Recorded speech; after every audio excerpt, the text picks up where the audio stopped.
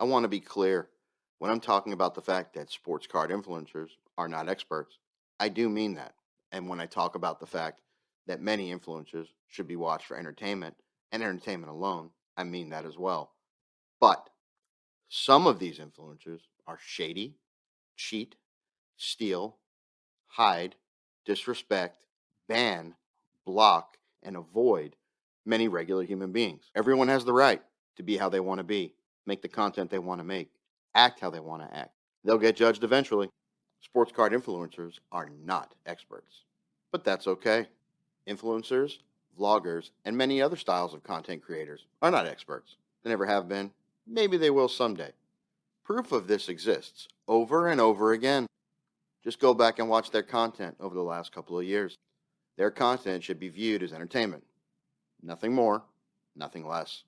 As more and more people have called them out, many of them have shifted their content philosophies in an attempt to move their large audiences and deliver less content that could be about substance and more entertainment, interviews, and fluff pieces, basically avoiding their weaknesses and playing to their strengths.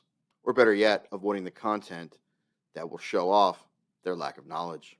The real challenge is that for many of the people that consume their content, these people have to come to the realization that the folks that they trusted really don't know much or very little. Look at it this way. Why did many of the influencers constantly talk about buying the same players? Because realistically, many of them, not all, but many of them, had no actual idea. Once the top of the pyramid came up with a player, you could watch that content trickle down the vlogosphere like clockwork. Video after video, vlog after vlog. They're all buying, shockingly, the same players. Is it because that player was an obvious choice?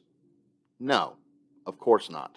But they lack free thought or the ability to rationalize who was and who wasn't a good player. And by recommending the same people as others, you're either all right or the industry was wrong.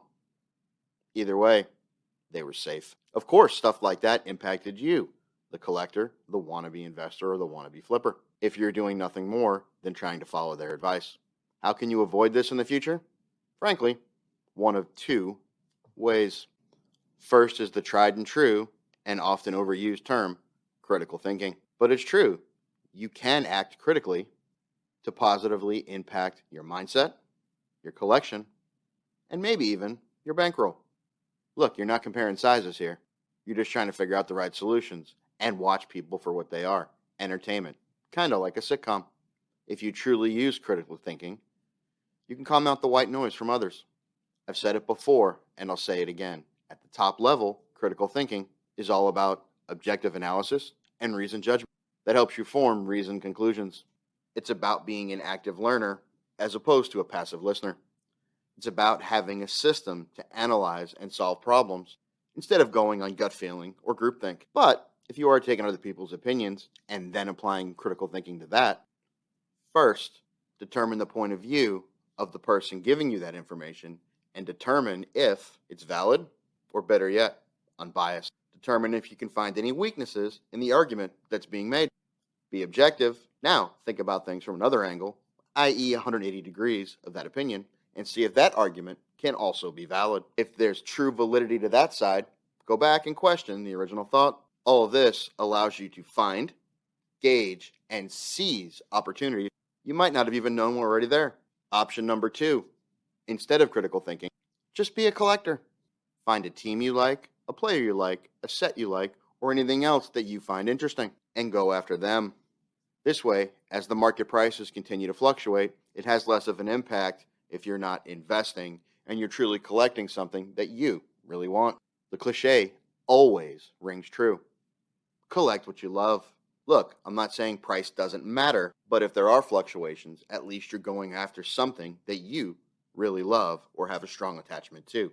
It goes back to personally identifying and tying your beliefs to a collection. Doing this allows you to avoid the people bombarding you with information, players to buy either directly or by watching everyone that they're picking up and their friends are picking up and the vlogosphere. Stop following a leader. Get FOMO out of your brain. Just do you and you'll be fine. If you do that, you're free to watch any content you want and enjoy it for what it is. Entertainment. Nothing more, nothing less. But if you are looking for content that can help you, then I suggest hunting for the smaller channels that are focused on collections and collectors. They will show you what they collect, their love for that piece, that team, or that idea. Understanding their process can possibly give you some insight that can help you on your own journey. Why? Because those people are just trying to show off what they love. They're not interested in ad rates. They're not interested in views, clicks, likes, or subscribers. They've just found a vessel to talk about what they truly love. Those are the people that can really help you steer your own collection or your own mindset in this space. Trust in them, and you can never go wrong. If you are critically thinking and you're in it for the flip, as long as you follow a roadmap, regardless of what other people say or do, you will win more than you lose. Just don't get swayed by a group of people that really don't know how to judge talent, have no real process or method to what they do, and fire with money that most people need to pay their bills, live their lives, or support their family in the future. Feel free to live vicariously through them. Just don't try to be like them or ever trust their knowledge because it's always lacking. Entertainment is okay. Many sports card influencers are entertainment. Keep it that way. But as always, after all, these are just my thoughts.